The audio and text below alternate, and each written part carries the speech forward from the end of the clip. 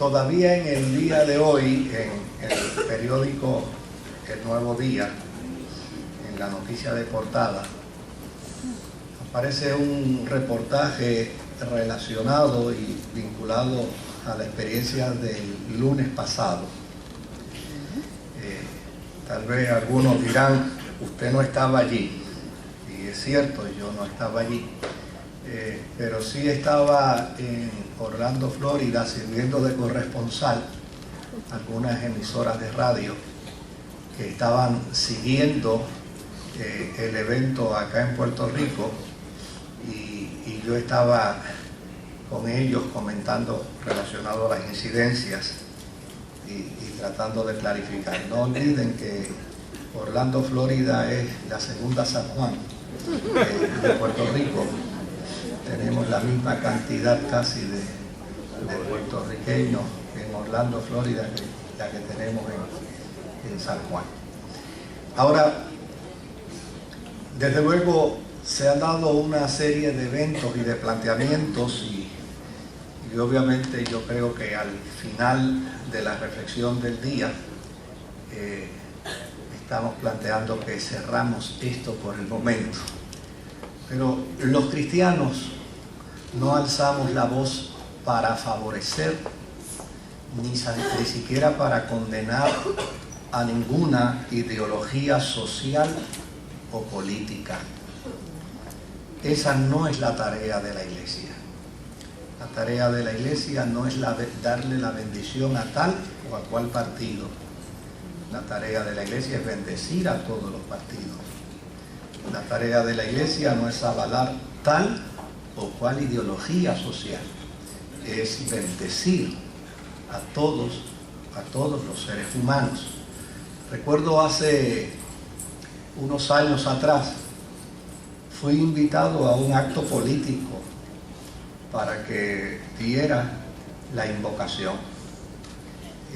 Y desde luego, pues, llegan esos momentos donde uno mal llama cuidar la imagen, y yo creo que eso es como lo estoy definiendo, uno mal llama cuidar la imagen porque a fin de cuentas no hemos sido llamados a cuidar nuestra imagen. Hemos sido llamados a cuidar la imagen del Evangelio de Jesucristo. Pero uno preocupado por eso dice, espérate, Dios mío, ¿qué hago ahora si hay una gente que está en el otro lado y otros en el otro lado y esta gente me está invitando? Finalmente accedí a llegar y fui. Pero entonces, de esas cosas que a veces Dios dirige a uno, por primera vez hice una oración escrita. Es decir, antes de orar improvisadamente, preferí mejor escribirla. Y comencé la oración diciendo, Señor, estos tus hijos están aquí. Y cuando terminé de orar, se me acercó uno de los políticos que allí estaba y me dijo, pastor, usted no se incluyó en la oración.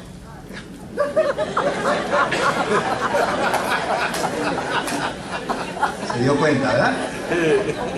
Usted no se incluyó en la oración. Y yo le dije, óigame, claro, después de sorprenderme, qué brillante, qué capaz, como pudo darse cuenta, como lo leyó al momento. Le dije, es muy cierto, porque a mí no me invitaron aquí a orar por mí.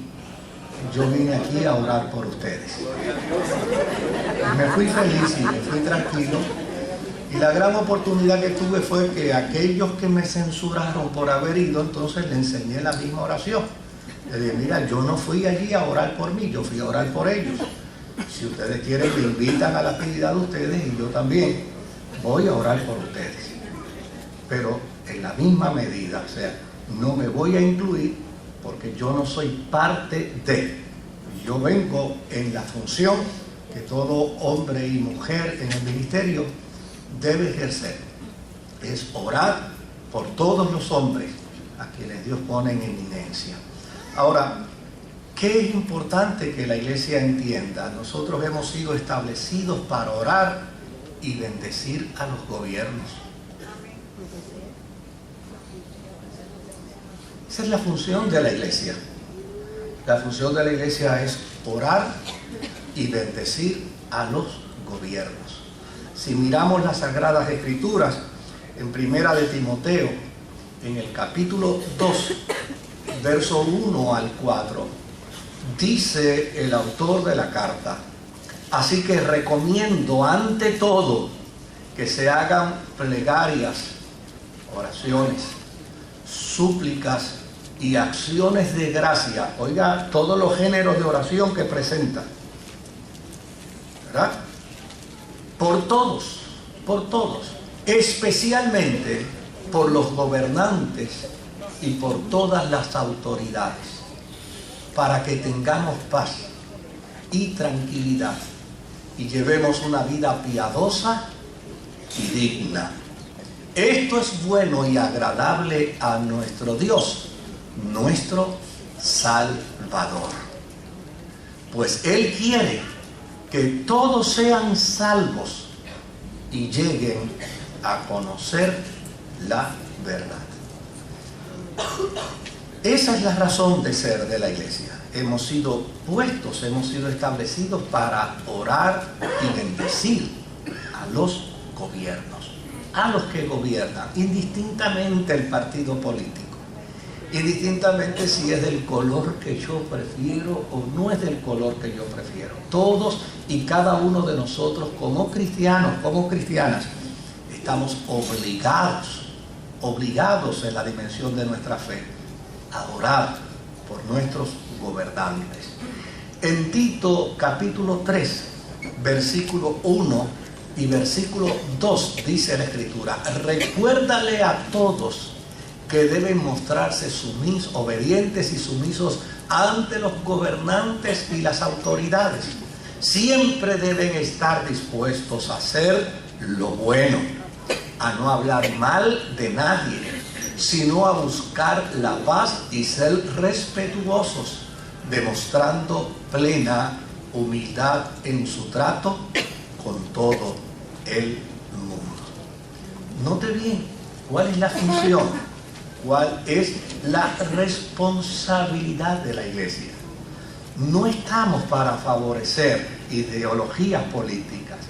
No estamos. Usted tiene el perfecto derecho a tener el partido político que le gusta. Y cada uno tiene el perfecto derecho de ir a una urna y elegir el candidato o los candidatos que desee. Pero en términos de la función de la iglesia, cuando nos reunimos y nos congregamos como iglesia, nosotros no estamos aquí para favorecer a ningún partido político. Nuestra postura, por el otro lado, no puede ser una de ofensas, ni tampoco puede ser una de desafíos atentatorios a la ley. No hemos sido llamados para eso.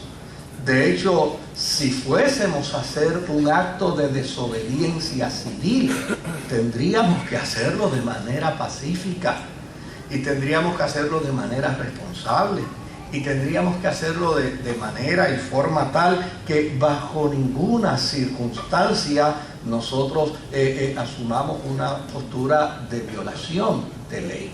Ahora, lo que sí es importante es que los cristianos y las cristianas, indistintamente, todos tenemos el perfecto derecho a defender los valores que postulamos, que sostenemos y que creemos.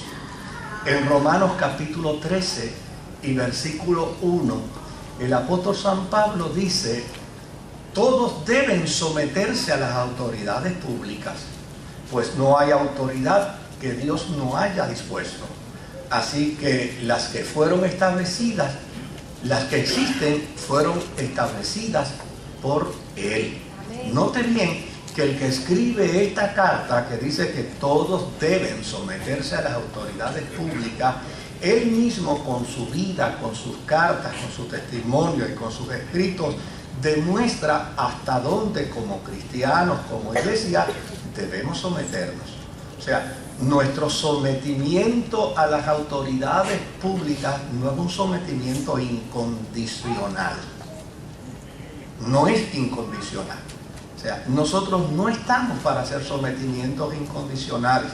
Nosotros estamos para someternos en tanto y en cuanto aquello a lo que nos sometemos responde hacia lo honesto, hacia lo puro, hacia lo que es de buen nombre, hacia lo que tiene virtud, hacia aquello que sostiene y postula nuestras expectativas de fe como iglesia y como cristianos.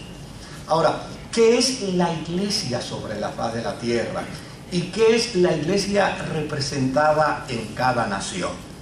Como iglesia, nosotros somos la voz profética que se levanta en medio de los pueblos para advertir a la nación cuando ésta pierde de perspectiva el propósito y la voluntad divina, cuando ésta pone en riesgo a nuestro pueblo sin considerar sus consecuencias.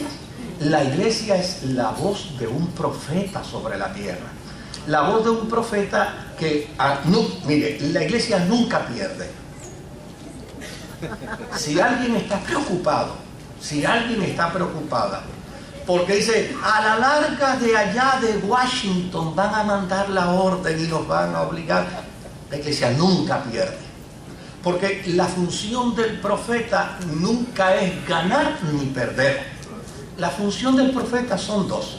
La primera de ellas es anunciar la equivocación del pueblo.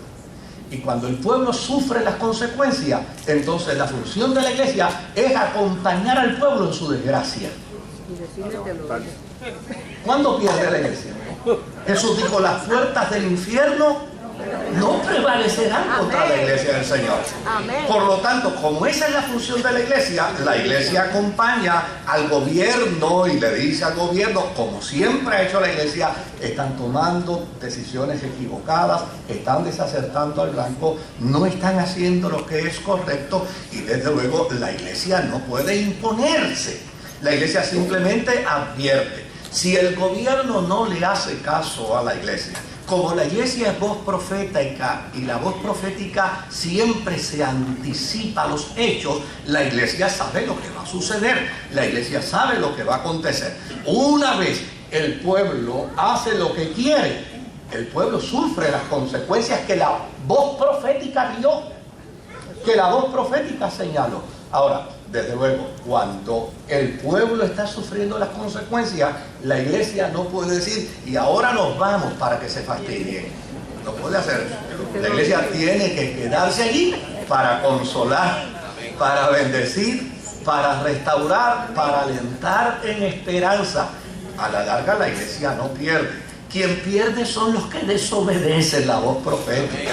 Quienes pierden son los que se salen del propósito y de la voluntad divina. La iglesia nunca pierde. Por eso cuando yo escucho a algunos individuos por la radio, de que comentaristas políticos que hacen expresiones contra la iglesia por su postura y por su posición, y desde luego hacen señalamientos de ignorancia hacia la iglesia, digo, pero qué ignorante. Ellos piensan que la iglesia es un partido político. La iglesia no es un partido político.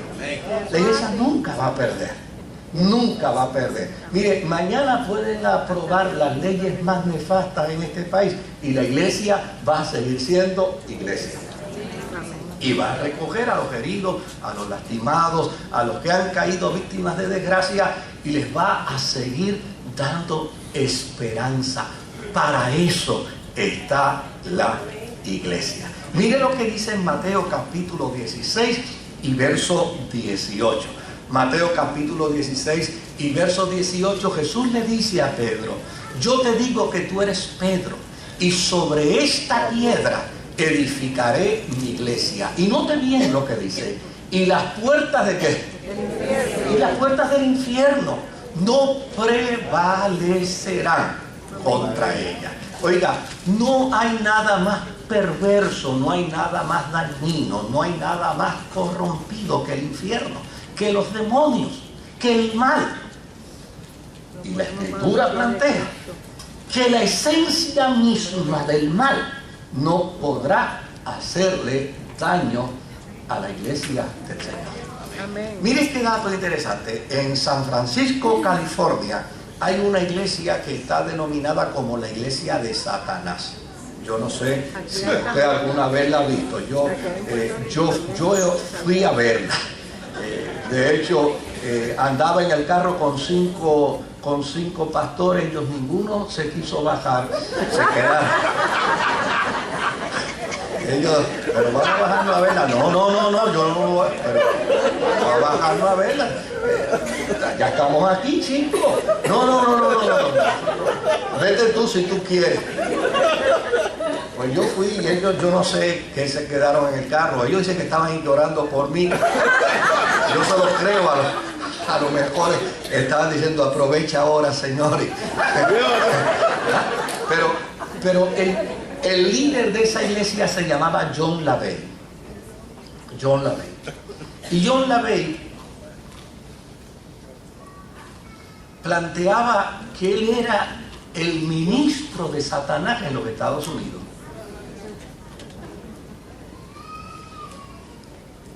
Un ministro norteamericano, Paul Crouch, fue a dar una campaña y ellos se la interrumpieron.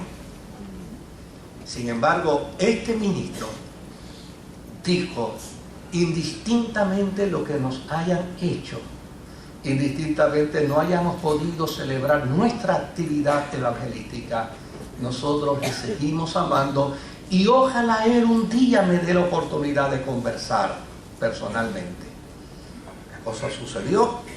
Un año y medio después, Paul Crouch tenía en el canal de televisión de su ministerio a John LaVey, el pastor de la iglesia de Satanás, confesando que Jesucristo era su Señor y su Salvador. La iglesia nunca pierde. Ahora, ¿cuál es la voz profética y cuál es el planteamiento que tiene la iglesia en su carácter eclesial? En Isaías capítulo 40 y en el versículo 9 encontramos que dice: Sión, portadora de buenas noticias, súbete a una alta montaña. Jerusalén, portadora de buenas noticias, alza con fuerza tu voz, álzala, no temas, y di a las ciudades de Judá: aquí está tu Dios. Esa es la tarea de la iglesia. Oiga, ¿quién podrá sacar a Dios de Puerto Rico? Si la Biblia dice que en Él nos movemos, en Él vivimos, en Él actuamos, en Él habitamos. ¿Quién puede sacar a Dios de aquí? Yo no sé, porque a veces yo escucho algunas expresiones: quieren sacar a Dios. A Dios no lo saca nadie de ningún lugar. A Dios no lo saca nadie de ningún lugar.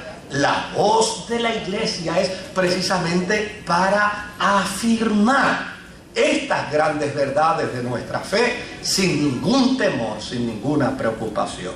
Ahora, la marcha del lunes pasado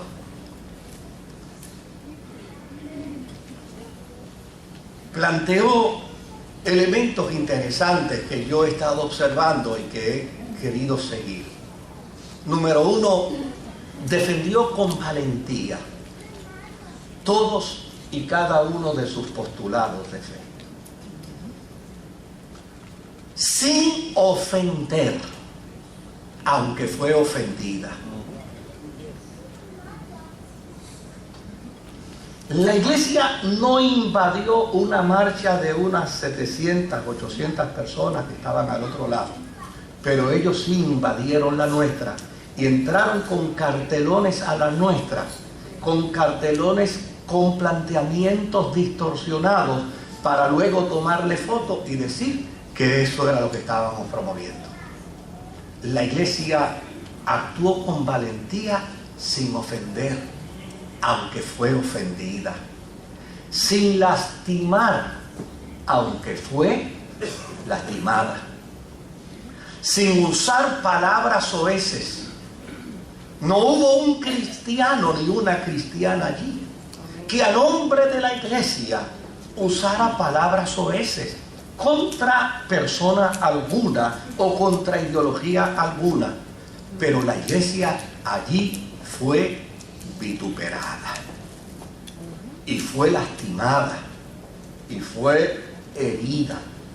E inclusive hubo algunos llamados cristianos que dijeron, eso fue lo que se buscaron. No, óigame, ¿usted se imagina a un cristiano frente a la cruz diciéndole a Jesús, te lo buscaste? ¡Qué ignorancia! ¡Qué disparate!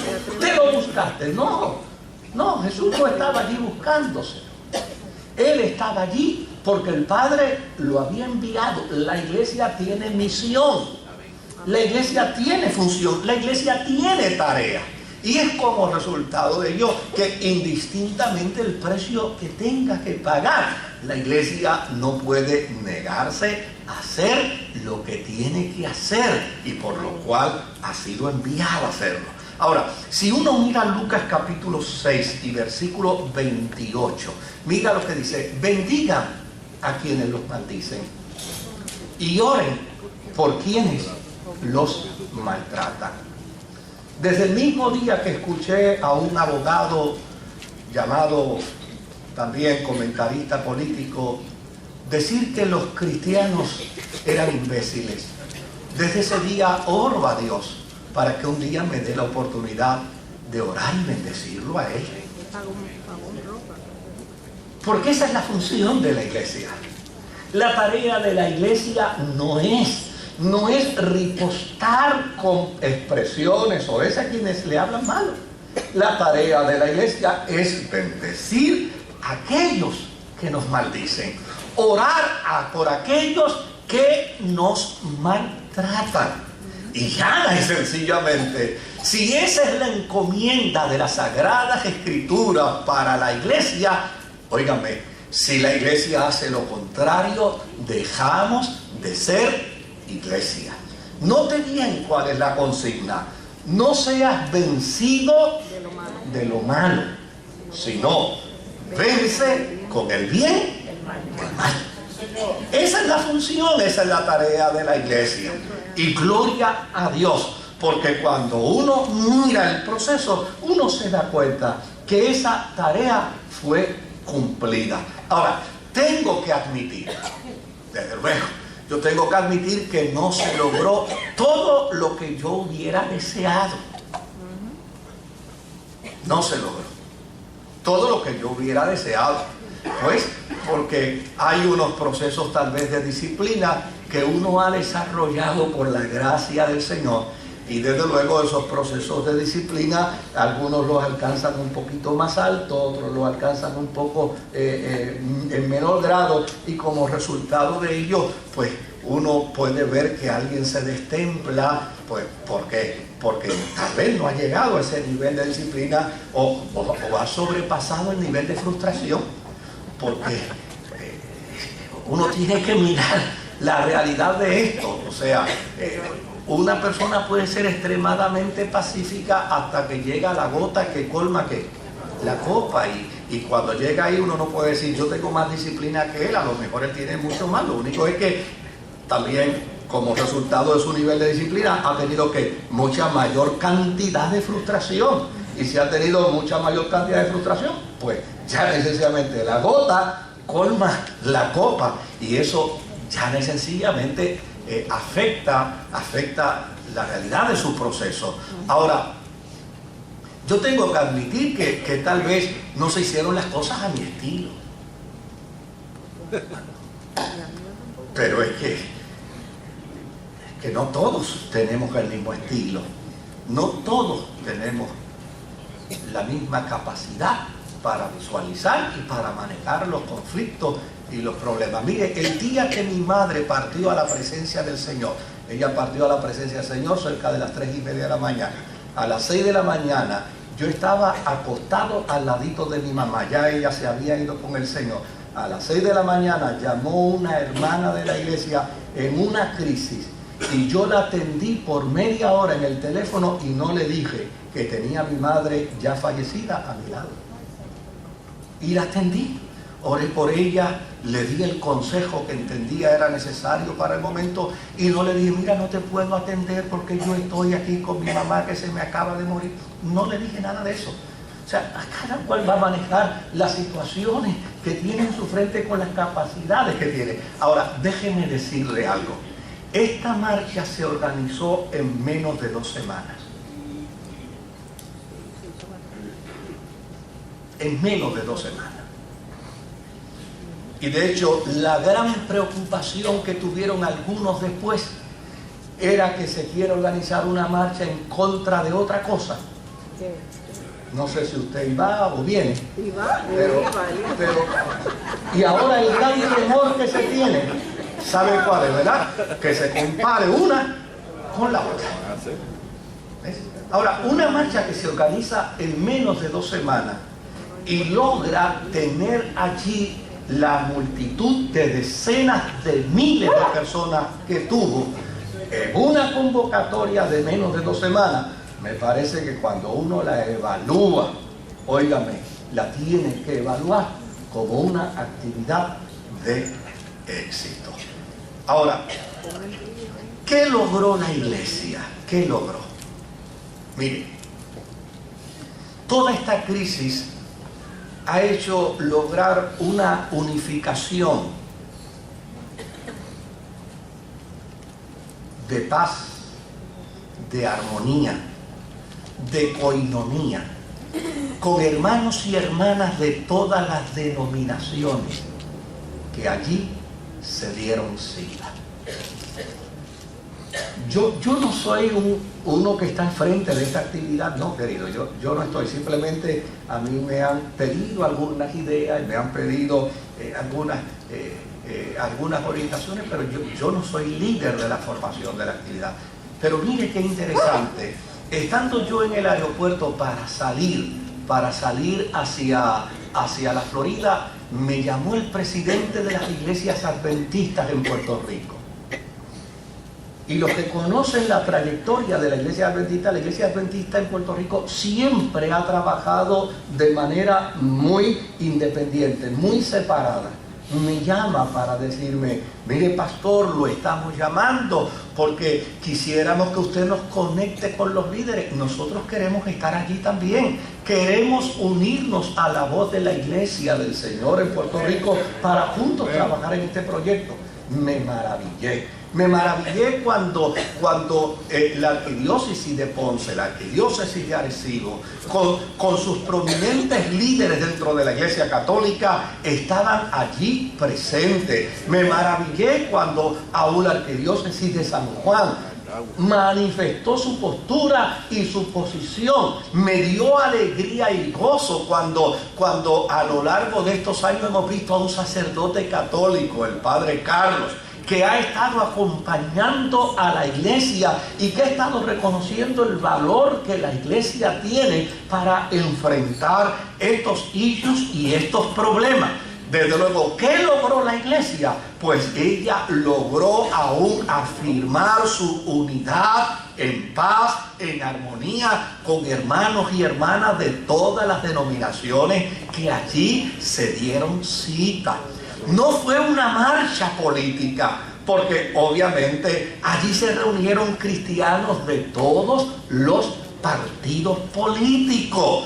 Logró detener una enseñanza de perspectiva de género, que aunque nunca se presentó su prontuario, obviamente era dañina. Y de esto, si usted tiene tiempo en el día de hoy, lea precisamente la noticia de portada del periódico Nuevo Día, donde ahora resulta que hay una manera muy elegante de admitir errores y de provocar y producir excusas. La mejor evidencia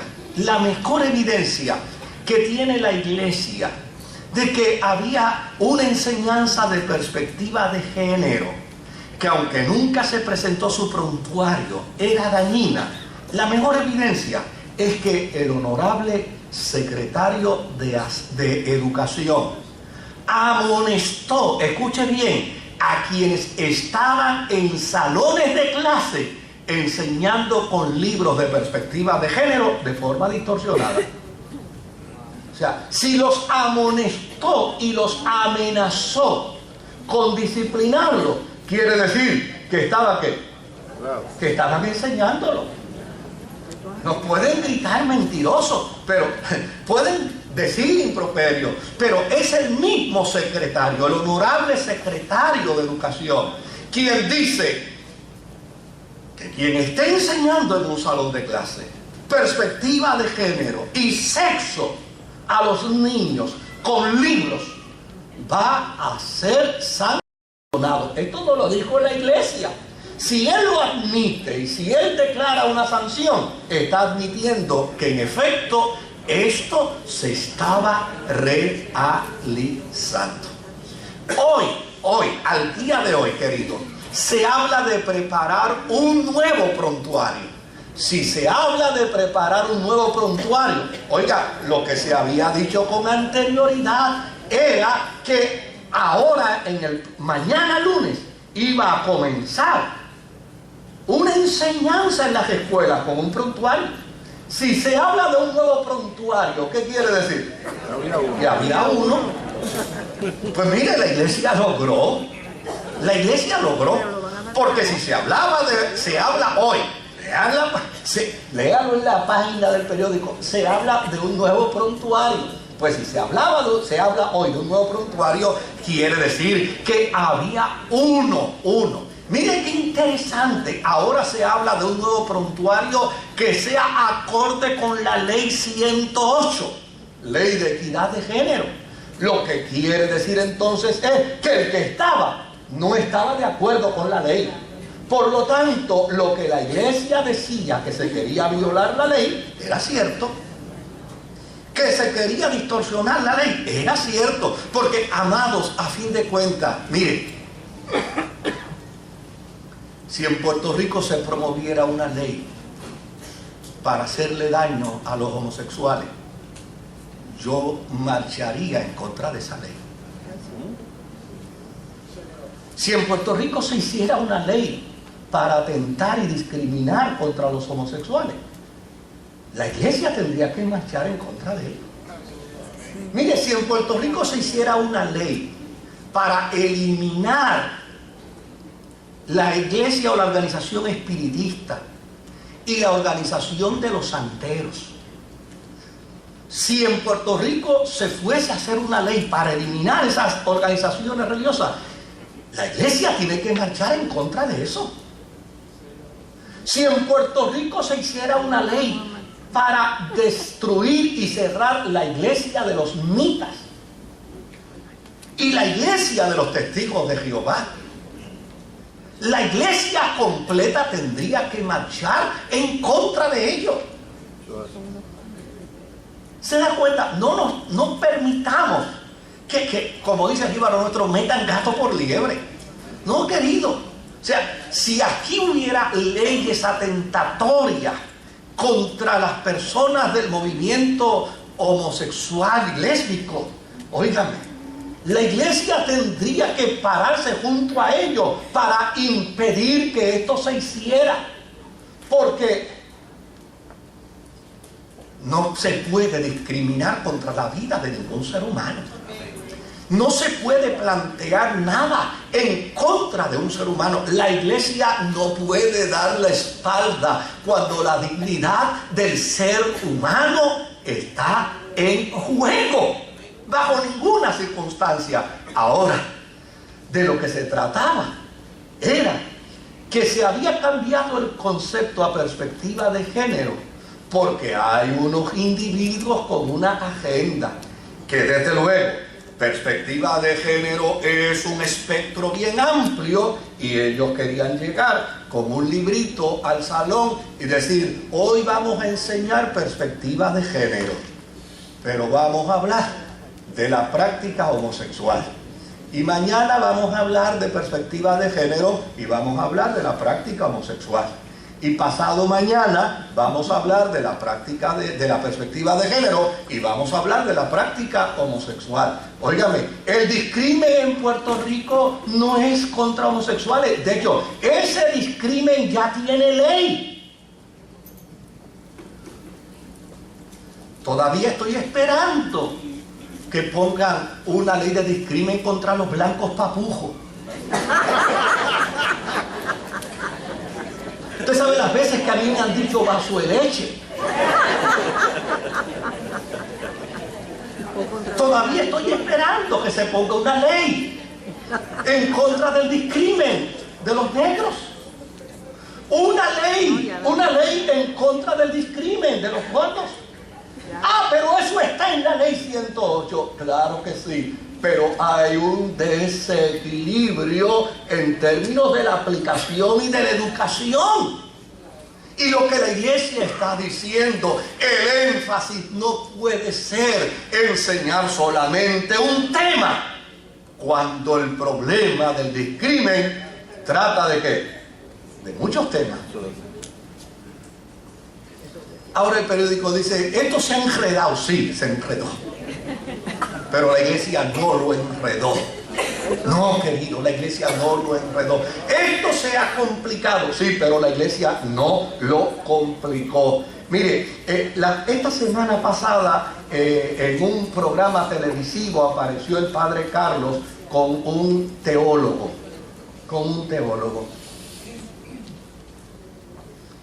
Y mi esperanza era, de hecho, yo había sido invitado, el padre Carlos me sustituyó. Yo había sido invitado, pero yo no voy a programas televisivos que no educan. Que solamente lo que se pretende es levantar un rating a base de controversia. Y yo me negué, dije, no, yo no voy. Eso fue el martes pasado, yo tenía aquí el estudio bíblico. Para mí el estudio bíblico era más importante. Pero mire qué interesante. El padre Carlos empieza a informar y el teólogo se descompensó y se descontroló. Dice, bueno, pero no está diciendo el periódico hoy que esto se complicó, que esto se enredó, que hubo unos malos entendidos. Sí, eran unos malos entendidos que fueron provocados, que fueron llevados por los pelos y fueron introducidos. Y desde luego, esto demostró que no se tenía un método científico de enseñanza. No había un método científico de enseñanza. Porque ¿quién puede hablar en Puerto Rico y en el mundo sobre los daños a la salud que puede provocar tal o cual conducta si no son los científicos? Pero a los científicos no se les ha invitado al proceso, porque lo que los científicos van a decir no aporta a favor de la causa. Entonces, como no aporta a favor de la causa, no necesitamos preguntarle a los científicos. Es decir, esto demuestra que no se tenía un método científico de enseñanza, que todo estaba relacionado a la mal llamada reconstrucción social que se quiere implantar. Es una reconstrucción social que atenta contra las escrituras, porque la Biblia dice que Dios nos hizo hombres y mujeres. No dijo que nos hizo neutros, de manera que cada uno de nosotros puede escoger, dependiendo del día y de la circunstancia, lo que queremos ser.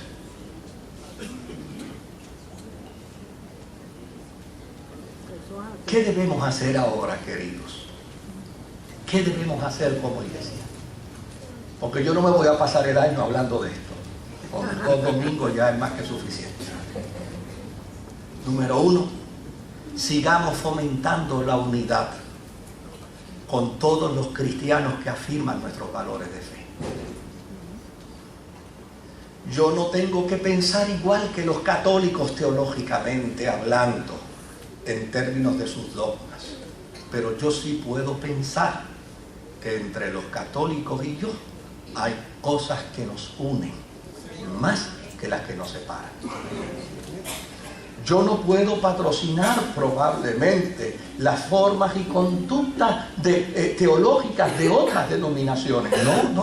Yo no pudiera sentarme a decirle a los amigos testigos de Jehová, estoy 100% de acuerdo con ustedes. Ni tampoco puedo sentarme con mis hermanos adventistas del séptimo día y decirle, yo estoy 100% de acuerdo con ustedes. Bueno, es que tampoco puedo hacerlo hasta con pentecostales como yo. O sea, también tengo que decirle que no estoy 100% de acuerdo con ellos.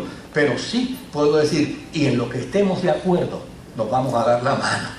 En lo que estemos de acuerdo, vamos a trabajar juntos. En lo que estemos de acuerdo, vamos a fomentarlo juntos. Y vamos a trabajar por el bienestar de nuestra tierra, por el bienestar de nuestra nación, para la gloria y para la honra de nuestro Señor. Por el otro lado, promovamos la imparcialidad política, sin atacar ideologías partidistas. Es importante que usted sepa que dentro de los partidos políticos hay gente de valores. Lo que la iglesia necesita identificar es quienes no lo son. Eso es fácil. Quienes no lo son. Y cuando la iglesia identifique quienes no lo son, pues ya necesariamente decir, tú no cabes en el reino de mi papeleta. No cabes aquí. De eso es que se trata. No es trabajar en contra del Partido Popular ni en contra del Partido Nuevo Progresista. Eso hágalo usted como ciudadano, en su carácter personal y particular. Pero la iglesia como iglesia no está aquí para favorecer a ningún partido político. A ninguno. Mire, hace unos años atrás, yo dirijo la oficina de capellanes de la policía. Se iba a celebrar en la Semana de la Policía la primera actividad y me habían pedido que si por favor usábamos el templo. Y yo, claro que sí, vamos a trabajar con eso. Vino aquí un grupo del protocolo. Y yo estaba aquí hablando con unos coroneles que vinieron y estábamos conversando, cuando de momento dentro de la conversación que estaba al otro lado, escuché a alguien que dijo, y aquí ponemos a fulano de tal, y aquí ponemos a sutano, y aquí ponemos a perencejo, y aquí ponemos la superintendencia. Y yo saqué un grito y dije, un momentito, aquí en el altar nada. ¿Cómo? No, nada ni nadie. Yo no me siento en el escritorio ni del gobernador ni de la gobernadora.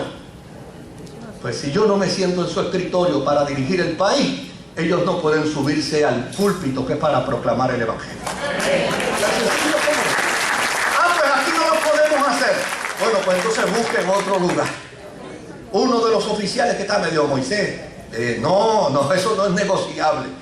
Tienen que buscar otro lugar. Si quieren yo les ayudo. Llamé a una iglesia y le dije, mira, hay una actividad, nosotros no la podemos celebrar. Nosotros, pues es un asunto de ustedes. Adelante, miren, en tal sitio los van a recibir. Pero no, porque la iglesia no puede ser promotora de ningún partido político. De ninguno. Si aquí viene un candidato a la gobernación, claro que le vamos a recibir. Claro que le vamos a dar la bienvenida y claro que vamos a reservarnos un tiempo para orar por él, pero no podemos permitir que suba aquí al altar para decirle a ustedes cuál es la campaña política que va a desarrollar y después decir voten por yo. Eso no lo puede hacer la iglesia. Esa no es tarea de la iglesia. Por lo tanto, la iglesia necesita promover la imparcialidad política. Por el otro lado, resaltemos lo que somos. Nosotros somos el cuerpo místico de Cristo sobre la faz de la tierra. Y finalmente, oremos y seamos vigilantes para defender lo que entendemos es mejor para nuestra niñez. Pues también nosotros tenemos derechos. Sí, Señor. Cuando yo escucho a la gente que habla de separación de iglesia y Estado, yo le hago un solo planteamiento. Presenten una ley que todo individuo en Puerto Rico que se convierta a Jesucristo sea exonerado de pagar contribuciones.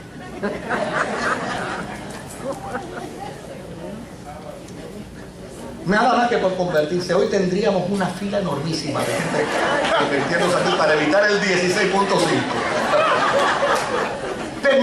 Permitan, hagan una ley que todo hombre o mujer que se convierta a la iglesia sea exonerado inmediatamente de pagar contribuciones.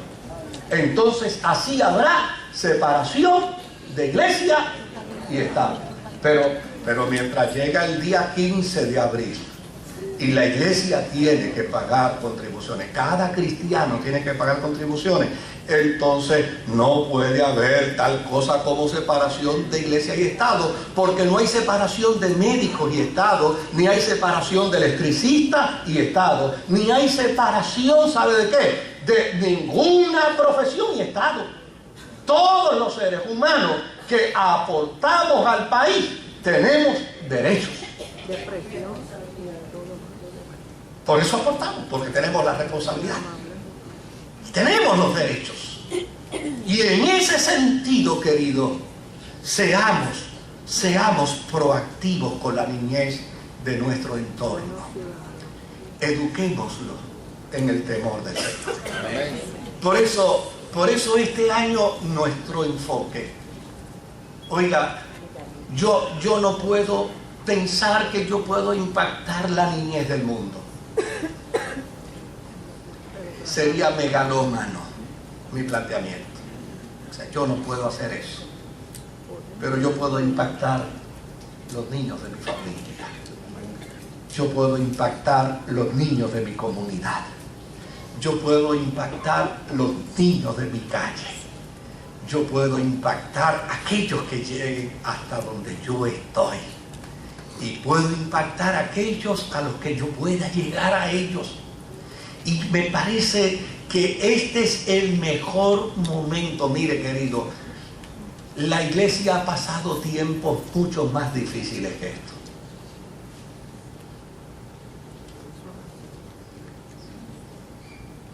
Qué bueno que solamente el periodista, abogado simplemente lo que usó fue una palabra que, menos mal que no dijo vayamos ahora y matemos a fulano. Eso lo experimentó la iglesia en el primer siglo. La iglesia experimentó cuando los gobiernos decían vamos a matarlos. Y sabe, la iglesia prefirió la muerte antes que flaquear en sus valores y en sus principios. O sea, este no es el peor momento de la historia, no se trague eso tampoco. Vamos a ver las cosas con la realidad. Esto es simplemente una batalla más. Una batalla más que la iglesia tiene que enfrentar. Una batalla más en la que la iglesia tiene que responder. Esto no es el fin del mundo. El fin del mundo será cuando aparezca el deseado de todas las naciones. Ese será el fin del mundo. Pero este no es el fin del mundo. Lo único que nosotros como iglesia necesitamos hacer es entender dónde está ahora mismo la necesidad. ¿Dónde está la imperiosa necesidad? Querido, con el mayor de los respetos, la necesidad imperiosa de la evangelización hoy no está en los adultos.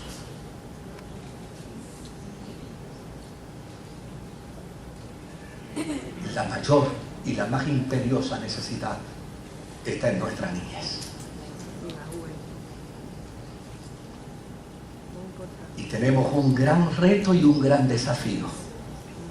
Si llegamos primero que ellos y le ponemos en el corazón y en la mente a Jesucristo, cuando ellos lleguen ya será demasiado tarde. ¿Se da cuenta, querido? Será demasiado tarde. Por lo tanto, la iglesia no se puede detener meramente en la discusión, no se puede detener meramente en el pleito. Hay una meta y hay que correr a la meta primero que ellos. Vamos a evangelizar a la niñez de nuestra tierra, para que cuando evangelicemos a la niñez de nuestra tierra, entonces nosotros veamos el fruto del evangelio sembrado en sus corazones. Mire, yo termino con esto. Pero el viernes, mi nieta recibió una enseñanza de los derechos del niño que ofreció un abogado en el colegio.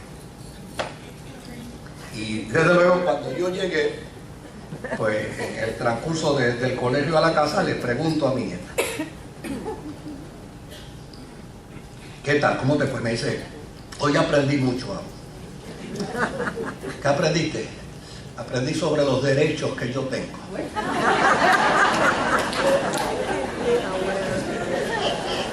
¿Y qué aprendiste de tus derechos? Yo tengo derecho a estar en el cuarto sola.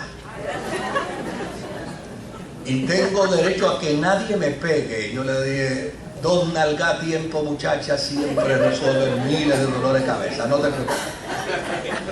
Y tengo derecho, ¿sabe a qué? A bañarme y que nadie entre a mi al baño mientras yo me estoy bañando. Y eso es sencillo. Vamos a hacer el pacto, yo no sé cómo ella le llama, pinky, algo así, con el dedo meñique. Y yo te prometo que a partir de hoy la puerta del cuarto de baño va a estar cerrada mientras tú estés bañando y nadie va a entrar al baño. Pacto hecho. Y allá ella me enseñó su dedo meñique y agarró. Es fantástico. Lo único que tuve que hacer fue cambiar el horario del día. Llegó a casa, jugamos, corrimos bicicleta un rato y a las 6:30 de la tarde le dije: yo salgo de aquí a las 7:15 y tienes el tiempo suficiente para bañarte y preparar tus cositas para mañana. Me dice: tú me vas a acompañar en el cuarto. Y le dije: acuérdese que usted y yo hicimos un pacto. Y ese pacto que hemos hecho es inviolable, son tus derechos. Así que usted se va a bañar, cierra la puerta y yo me quedo abajo comiendo. Me dice: pero Abu, es que yo te necesito porque puede ser que me falte algo en el cuarto. Le digo: no, el pacto ya está hecho. Antes de entrar al cuarto, usted métase al cuarto suyo, recoja sus cositas, su toalla, su jabón, y lo lleva todo al cuarto. Después que usted termine, usted sale y yo estoy esperando abajo. Me dice: pero Abu, es que eso no puede ser así desde hoy. Le digo: sí, eso es desde hoy. El pacto se hace desde hoy, chica. El pacto se hace desde hoy. ¿Sabe qué me dijo? Me dijo: mira lo que voy a hacer con el pacto este. Cogió el dedito así, lo soltó, lo tiró al piso y se le paró encima. Me dijo: está roto el pacto. Se acabó. Ah, ya está roto el pacto. Si tú me haces el favor, espérame en el cuarto en lo que yo me vaya. Después que usted siembra en el corazón de los niños, échese a reír de los peces de colores. Después que usted decía, eso es lo que dice la Escritura. Instruye al niño, siembra en el corazón, siembra en la vida de él. Que venga el infierno mío. Las puertas del infierno no prevalecerán. Que Dios me los bendiga.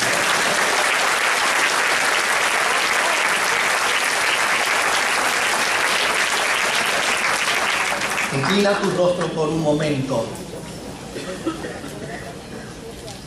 Señor, gracias te damos.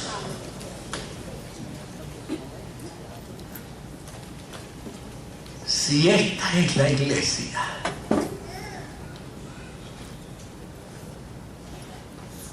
la iglesia que tú defines en la Escritura, nos sentimos orgullosos de pertenecer a ella.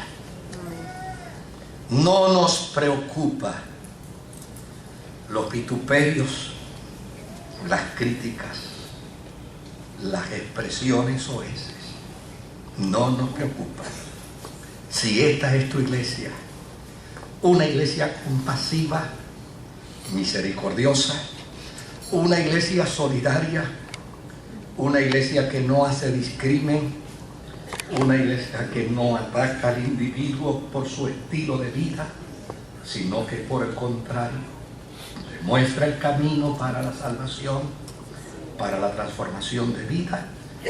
Si esta es la iglesia, gracias, Señor, por habernos llamado a ella y por ser parte de esa iglesia.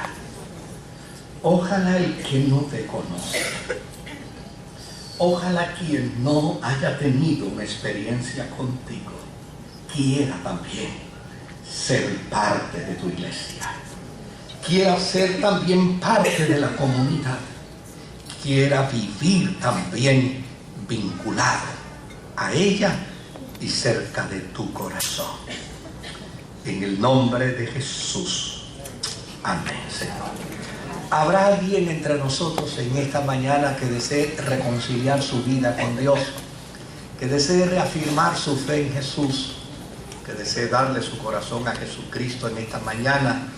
Si yo estuviera y no tuviese a Jesús, yo levantaría la mano para darle mi corazón al Señor. Si hay alguien, le invito a que donde esté me levante su mano. Me encantaría poder orar a Dios por usted. Si hay alguien entre nosotros que desea reconciliar su vida con Dios, afirmar su fe en Jesús, si lo hay, levantándome su mano, donde esté, yo oro a Dios por usted. Hay una joven aquí, Dios te bendiga. Si hay alguien más, yo le digo, allá hay otra mano levantada, puesta en el pie, Dios le bendiga. Si hay alguien más, yo quiero orar a Dios por usted. Me encantaría poder presentarle al Señor. Voy a pedirle, venga acá, acérquese acá. Queremos orar. Póngase en pie, querido. Vamos a tener un momento de oración por esta vida. Aleluya. Aleluya.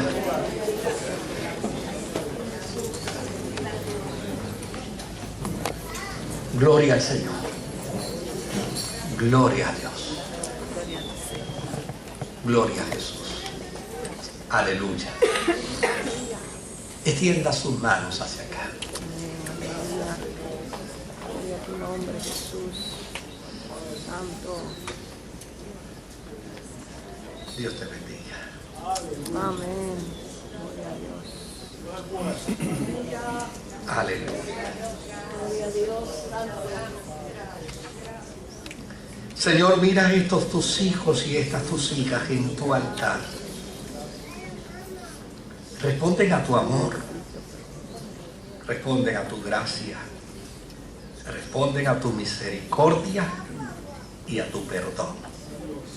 Quieren abrazarse a ti y quieren entregarte a ti la vida. Tu palabra dice que el que a ti viene, tú no le echas fuera. Ellos llegan a ti, tal vez con corazones heridos, quebrantados, lastimados. Llegan a ti, Señor, tal vez con tantas frustraciones como resultado de la vida y su soledad. Pero qué bueno es saber que tú eres el Dios que cambias el panorama de nuestra vida y nos das una nueva dimensión en tu paz. Que la sangre de Jesucristo, tu Hijo, les limpie de todo pecado. Que la gracia de tu Espíritu Santo haga de ellos nuevas criaturas. Y que a partir de hoy vivan para ti. En el nombre de Jesucristo, Rey y Señor. Amén. Amén. ¿Cuántos bendicen al Señor? Gloria a Dios. Aleluya. Gloria a Dios. Este es el Evangelio, querido. Este es el Evangelio. Esto es lo que proclama la Escritura. Esto es lo que proclama la palabra del Señor. Y déjeme decirle algo.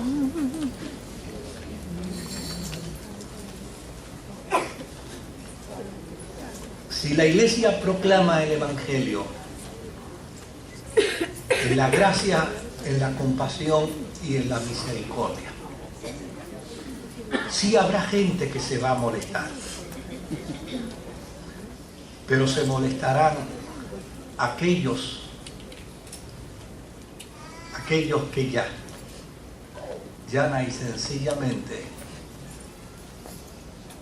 la santidad de la iglesia es incómoda. Eso es Y así. usted no puede evitar que haya gente que le incomode la santidad de otros. Hay gente que le va a incomodar la integridad suya, la honestidad suya. Hay gente que le va a incomodar que usted no diga mentiras. Hay gente que le va a incomodar que usted sea recto. Hay gente que le va a incomodar cuando lo invita a un palo y usted le diga, ya yo no bebo. Le va a incomodar. Sí, le va a incomodar. No, ¿cómo es? No, le va a incomodar. Hay gente que le va a incomodar la corrección de su hablar, pero le va a incomodar porque cada vez que usted le demuestre su integridad, desgraciadamente les recordará a ellos el lado desviado de su vida. Eso es así. Pero qué bueno que todavía usted tiene una alternativa. Dice, muchacho, y lo que tiene que hacer es cambiar de carril. Venga al lado de acá y verá que la situación es diferente. Que la gracia y la paz del Señor sea con todos y cada uno de nosotros.